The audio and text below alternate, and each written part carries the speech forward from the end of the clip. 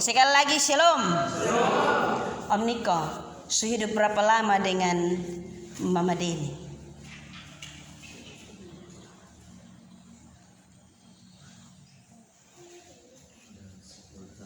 Kurang lebih 10 tahun. Hampir nikah, hampir lupa karena 10 tahun hidup bersama. Tentunya Bapak Mama, Bapak Saudara orang beriman yang sangat diberkati oleh Tuhan Yesus Kristus, bahwa pernikahan beda dengan kawin.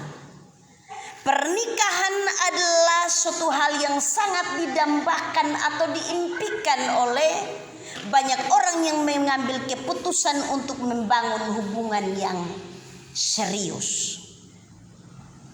Itu didambakan.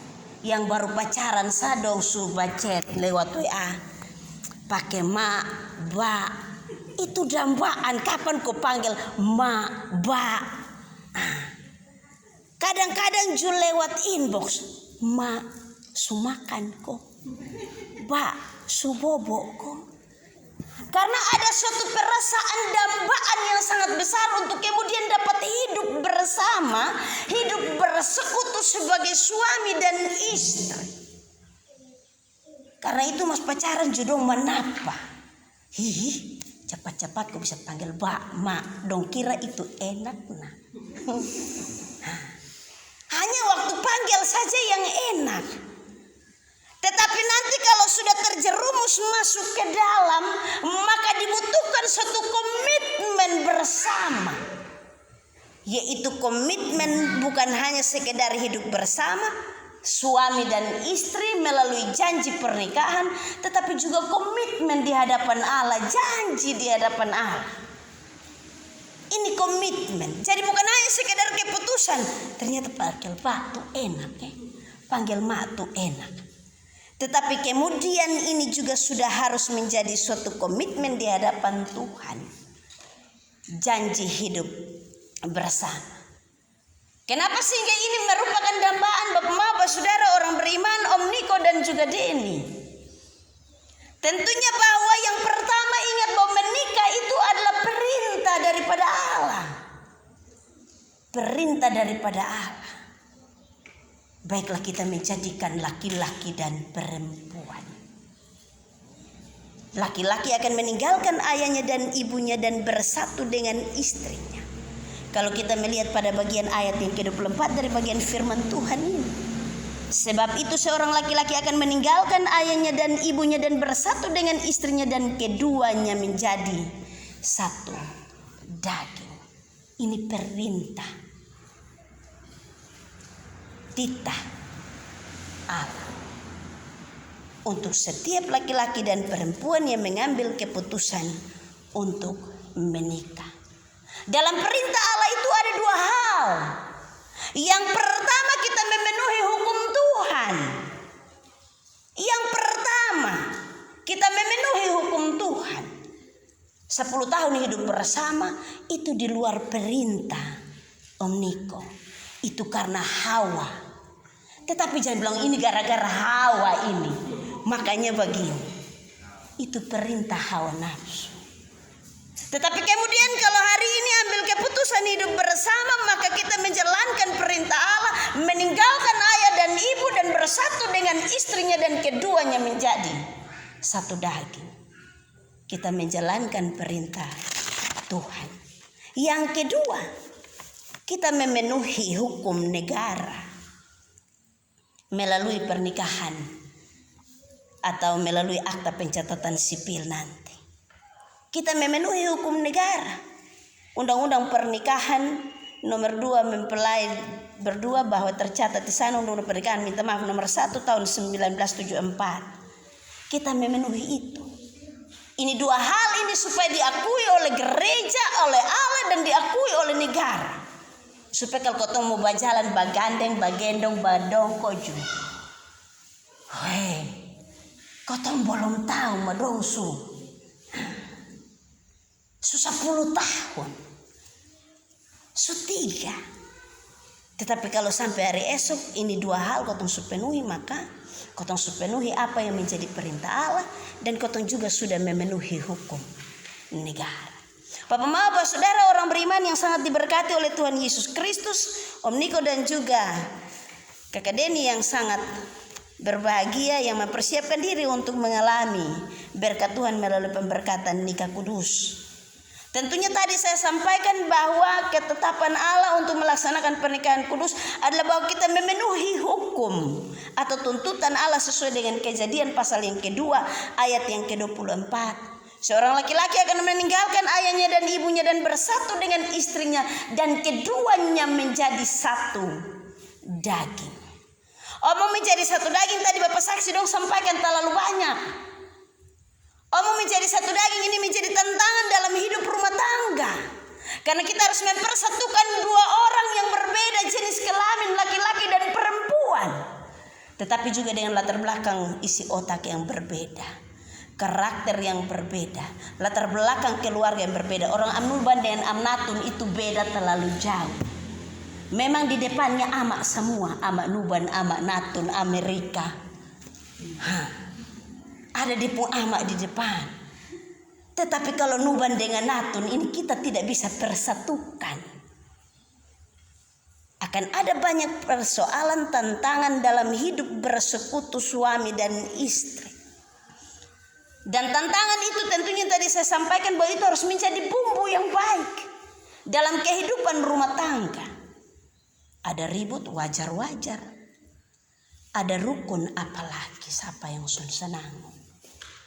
Ribut rukun itu menjadi bumbu yang baik dalam kehidupan rumah tangga. Tetapi tentunya bahwa 10 tahun Bapak Misa bilang sudah makan setengah. Dan kemudian harus menjalani sampai dengan maut memisahkan. Maka ada banyak hal yang akan diperhadapkan dalam kehidupan rumah tangga saudara berdua sampai kepada maut memisahkan. Jadi jangan sampai sebentar pulang sudah tekotong sumakan garam. Ke pendeta baru berapa tahun sakotong sumakan garam. Ingat bahwa kehidupan rumah tangga adalah tempat untuk belajar setiap hari. Kita akan menemukan banyak hal baru. Kita akan menemukan banyak tantangan-tantangan baru. Kita akan menemukan banyak pergumulan-pergumulan baru. Dan ada banyak orang yang tidak akan bertahan sampai ke sana. Ingat baik. Karena itu ini firman Tuhan tentunya membawa kita untuk kita bersama-sama merenungkan. Bahwa Allah yang memanggil laki-laki dan perempuan dia sudah melihat benar. Tidak baik kalau mereka itu hidup seorang diri saja. Maka yang dibutuhkan di sana adalah yang pertama, hidup dalam takut akan Tuhan. Om Niko, kepala keluarga itu disebut imam. Mau makan juga nanti dia panggil, Mak, mari kau kotong berdoa baru kotong makan. Mau bobok juga dia sudah bilang, cepat-cepat naik tempat tidur sudah. Dia akan pikir itu dulu. Mari kau potong berdoa sama-sama. Dia akan menjadi imam, bukan hanya menjadi kepala keluarga, tetapi juga menjadi imam yang akan menuntun istri dan anak-anak untuk kemudian hidup dalam takut akan Tuhan. Itu harus menjadi hal yang utama dalam hidup rumah tangga. Kalau kita mengandalkan Tuhan, kita mengasihi Tuhan, menempatkan Tuhan di atas segala-galanya, tadi Bapak Misa bilang bahwa maka kita akan berjalan bersama-sama dengan Tuhan.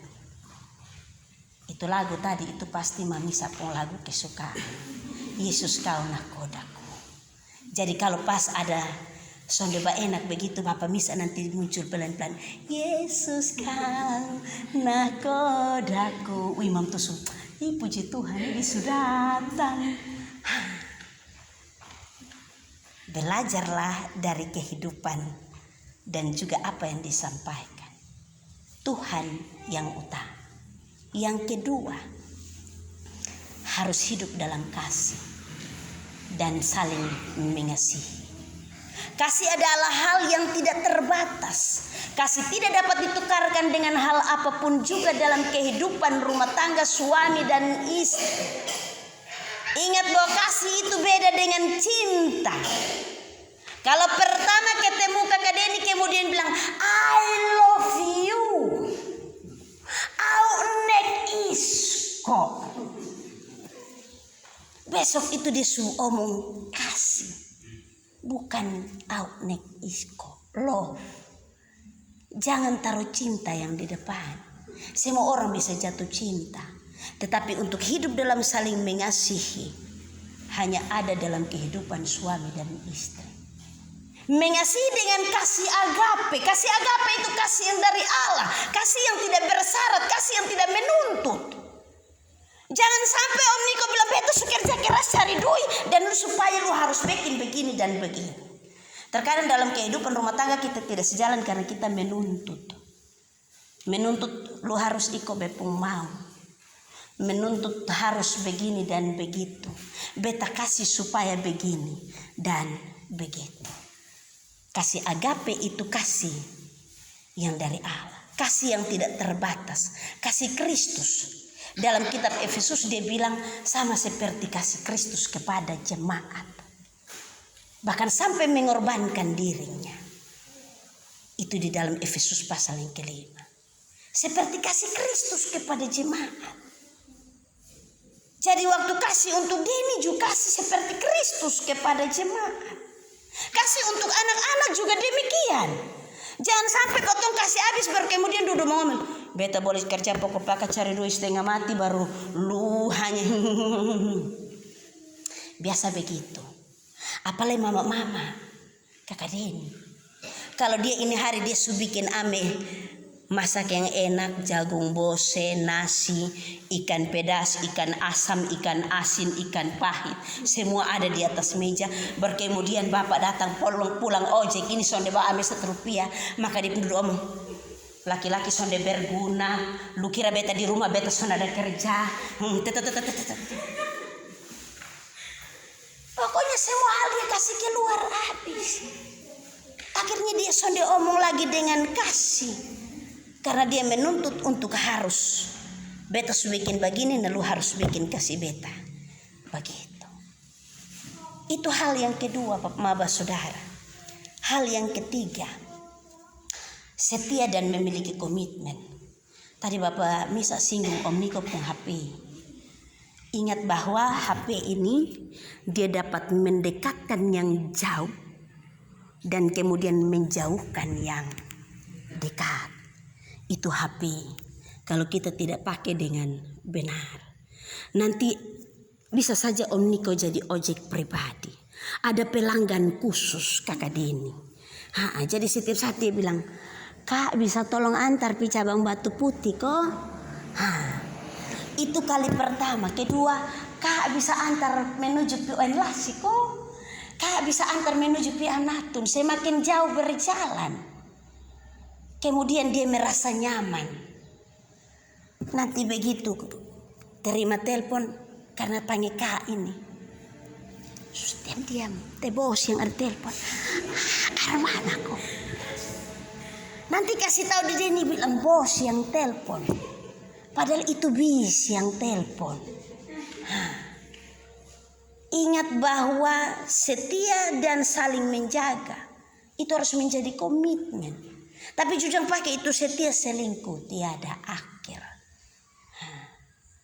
Saya kasih ingat di Mio ini sementara marak yang begitu. Ada banyak pengalaman dan cerita. Bahkan yang sementara memanas-manas dan dipanas-panasi. Belajarlah dari kehidupan. Pengalaman-pengalaman. Belajarlah dari saksi. Indo orang ini rambut putih. Beta lihat dondo pun istri satu sah. Sonde berani dua. Takut dortia pemulut. Atau maafena. Belajarlah hidup setia dari dong dua. Karena sampai hari beta sondengar yang dong dua ada beribut dan bini kok kemudian bini bangun lari atau laki bangun lari. Sudengar kok Om Niko. Yang ketiga, beta jangan omong terlalu banyak ke semalam. Tapi kayaknya masih ada dua lagi. Saling hormat menghormati. Saling hormat menghormati ini hal yang sangat penting. Saling hormat menghormati atau saling menghargai. dalam hidup dengan kasih dan kesetiaan, maka yang di sana akan muncul hidup saling menghormati dan menghargai. Ingat bahwa setelah ini statusnya adalah status menikah, rumah tangga yang diberkati Tuhan, sah di depan Tuhan dan jemaat, tetapi juga dengan tanggung jawab kehidupan bersama. Keluarga besar Tamonop, keluarga besar Nome, rumpun keluarga terkait. Nanti besok itu di khotbah nanti kotong om keluarga besar Nome, keluarga besar Tamonop, rumpun keluarga terkait. Hidup saling menghargai harus ada dalam rumah tangga. Seorang istri dapat menempatkan dirinya dalam Efesus pasal yang ke-5 ayat yang ke-22 dan seterusnya. Hidup saling menghargai dan menghormati. Panggilan Tuhan untuk laki-laki dan perempuan meninggalkan ayah dan ibu bukan kemudian sebentar tidak saling menghargai dan menghormati, tetapi hidup dalam saling menghargai dan menghormati sebagai suatu keutuhan dalam rumah tangga. Dengar-dengaran, biasanya mama-mama itu kalau bapak baru bilang ma, dia pungsu satu kertas panjang, folio bergaris. Padahal bapak baru bikin judul, dia pungsu sampai di penutup. Bapak baru judul. Tapi bapak-bapak juga jangan bangga, karena biasanya dia pun judul itu judul tersembunyi. Jadi kalau dia panggil ma, itu enak. Tetapi kalau dia sudah tampil, hoi mama, itu sudah subungkus memang sang lu. Karena itu hiduplah dalam saling menghargai dan menghormati. Yang keempat, Om Niko dan juga Kakak Deni, hidup rumah tangga itu ada tanggung jawab. Bukan hanya seorang laki-laki bertanggung jawab terhadap seorang perempuan, atau seorang perempuan bertanggung jawab terhadap seorang laki-laki. Jadi tukang masak, tukang cuci, tukang ini, tukang itu. Jadi tukang kebun, tukang bela kayu, tukang timba air. Sonde sampai cukup hanya di situ. Kejadian pasal 1 dibilang supaya mereka beranak cucu dan penuhi bumi. Penuhi bumi ini omong soal tanggung jawab. Tanggung jawab iman tadi kata pembagian firman Tuhan dia bilang lalu membentuk mereka dari segala binatang dan kemudian memberi nama kepada binatang-binatang itu. Ini omong tanggung jawab. Saudara berdua dikaruniai anak-anak. Seberapa? Mat dan Fin. Tahan sudah, stop, palang suruh. Dikaruniai anak-anak. Kalau Adam diberikan tanggung jawab untuk memberi nama tiap-tiap binatang atau makhluk yang hidup, maka Om Niko dan juga Kakak Deni diberikan tanggung jawab iman. Anak-anak karunia Tuhan, jaga, rawat, pelihara. Bimbing didik mereka dalam hal takut akan Tuhan.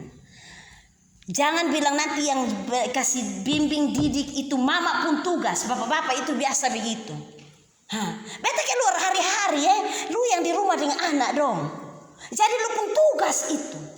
Sama kayak ini mama ini dia guru besar. Minta ampun. Ini merupakan tanggung jawab dua orang. Membimbing, mendidik mereka dalam pengenalan takut akan Tuhan. Besok nanti di nasihat-nasihat untuk sakramen baptisan kudus, dia omong soal itu. Membimbing, mendidik mereka dalam pengenalan takut akan Tuhan. Nah, pengenalan takut akan Tuhan itu bukan hanya tugas mama, tetapi itu juga merupakan tanggung jawab dari bapak. Hari Minggu kalau bisa nabat tarik badongko.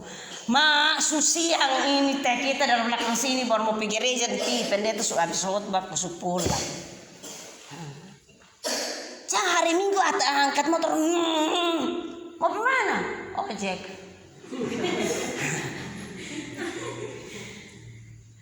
Hari Minggu stop di situ kok supaya yang tanggung jawab yang tadi Adam saja Tuhan kasih tanggung jawab, apalagi kita.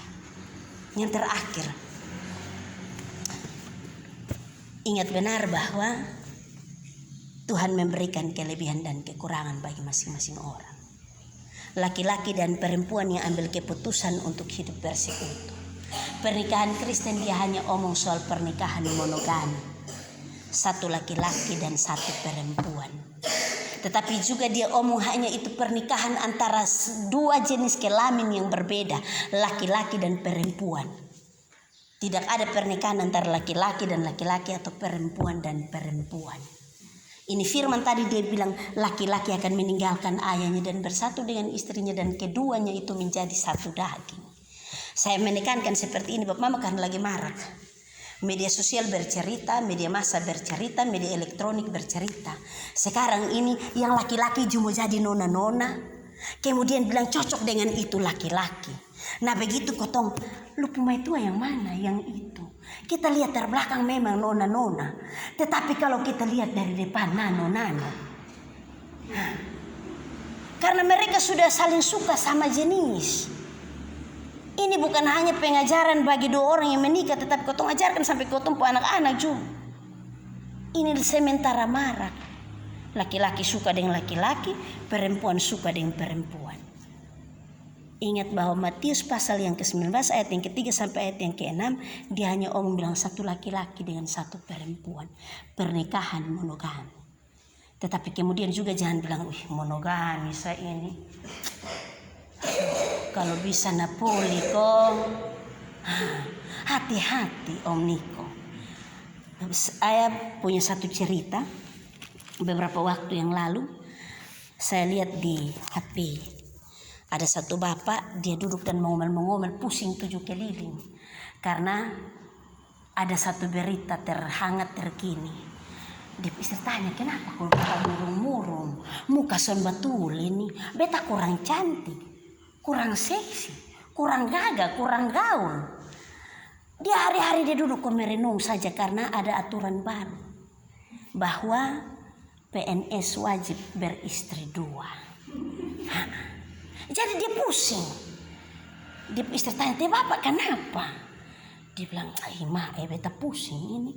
Karena aturan baru sekarang bilang, PNS wajib beristri 2. Dengan lu sampai pusing nak mau 2 lagi. Minta ampun. Dengan lu sampai pikiran sampai sekurus begini. Apalagi mau 2. Minta ampun. Tapi ada juga yang nekat. Dalam hal ini beta mau kasih tahu begini.